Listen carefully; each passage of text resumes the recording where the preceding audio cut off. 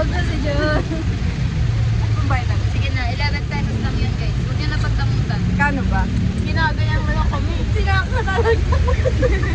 Sinak naman. Ganyan siya lagi. Pag ano, para makalibre siya. Grabe. Sige, huwag na kayo pumunta sa bahay. Baka igagamit kayo yung kuryente, di ba? Tsaka wifi. Diskarte nila po. Okay, so, bayad na namin sa wifi. Yung bayad sa wifi, ano? 10 isang tao. Tatlong estudyante, DL, tapos 30. Wow! Bye-bye po, ingat po kayo. Parang. Bayaran nyo muna ako, sige. Wala na.